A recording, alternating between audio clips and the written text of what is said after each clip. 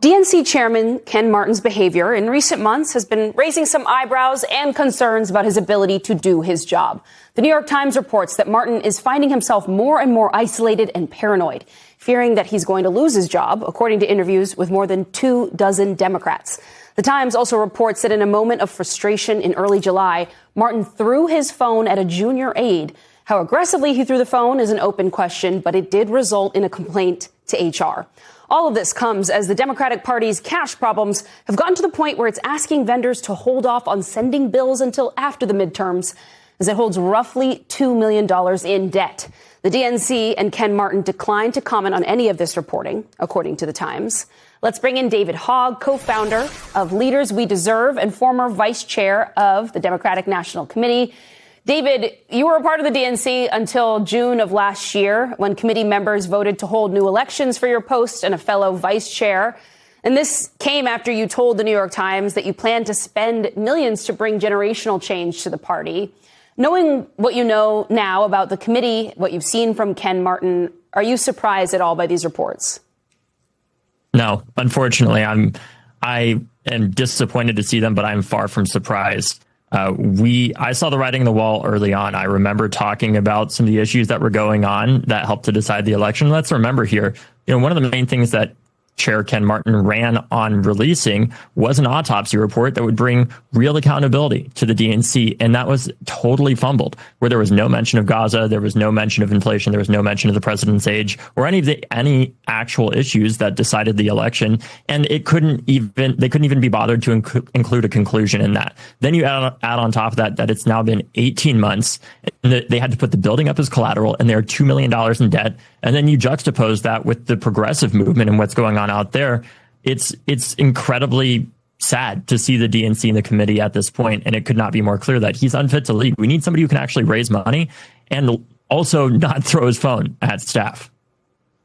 Some Democratic strategists have come forward and said that the DNC's money problems on the grand sort of scale and scheme of things is not going to be that big of a deal for candidates who in some cases may not want to run and appear to be in lockstep with the DNC right now anyway. And then you also have figures like House Minority Leader Hakeem Jeffries, who said Martin, quote, has his full support. MS Now also reached out to Senate Minority Leader Chuck Schumer's office, but we haven't heard back on his stance on Martin's leadership right now. I guess, what does that response, at least from Jeffries' office, reflect to you? That they don't want to deal with this right now.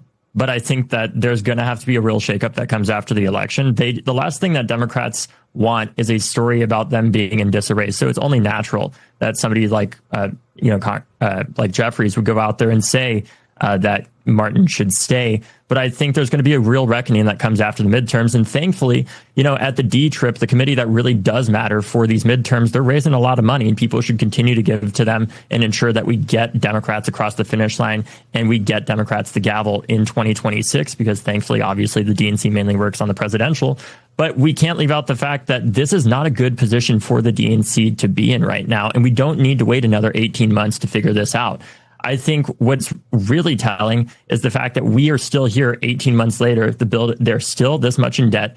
And meanwhile, unlike the DNC, the progressive movement, we aren't $2 million in debt. We are winning, and we're building a real shakeup to the establishment that voters are craving, where they want fighters who are not just offering them lip service and different lipstick to put on the same pig and tell voters that we've, changed when we really haven't. And they feel like we aren't actually fighting back in any way other than writing strongly worded letters. Voters want people who actually deliver, and they want a vision for the Democratic Party that they can believe in, that isn't just saying to voters, hey, we're not Republicans. Voters want an affirmative vision for the future of this country. And that's part of why Ken Martin is having these fundraising woes. There is no vision for the future of the party. That's what voters are really craving. They know Donald Trump is terrible. The reason why Democrats, in particular at the DNC, are not raising money isn't because people love Republicans.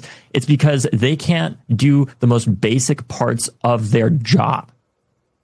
I hear your point about, part of what might be happening right now in the party is that they do not want to ask Martin to go at this time because they do not want a narrative about Dems being in disarray. But there are so many conflicts in the Democratic Party that are playing out in public right now.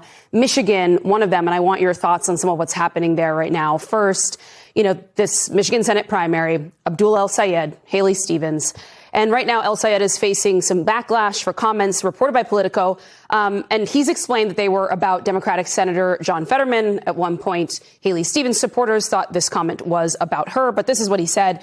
If I win, well, y'all came at me, so now I get to come at you. And you know, primarying people like John Fetterman, I have no problem to do that. Ideally, you put one ogre on a pike, and then everyone else gets the message, and all of a sudden starts to sound a lot different. His campaign saying this is speaking metaphorically here.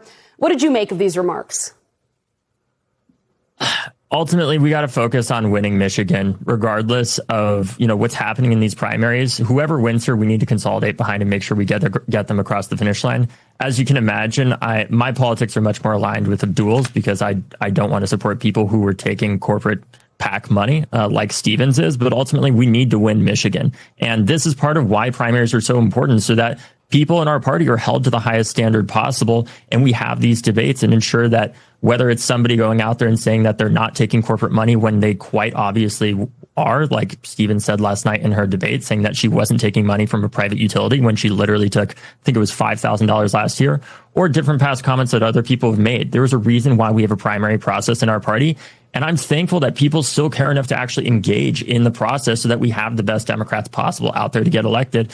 And to the broader point that I believe that Abdul is probably getting at there, I'm just seeing that comment now, is we need to have a competitive primary process to ensure that Democrats are have the best representation possible. And I think the overall idea that it's unacceptable to challenge anybody because they're just a sitting incumbent is ridiculous and hurts us as a party. Imagine where we would be right now if we didn't have AOC. Look at how she was treated when she was first brought into the House. But that is because when incumbents are successfully defeated, far more often than not, it's because they weren't really doing their job. And a lot of people in the Democratic base and the American people, generally speaking, are hungry for something new from Democrats that they're not getting from the establishment.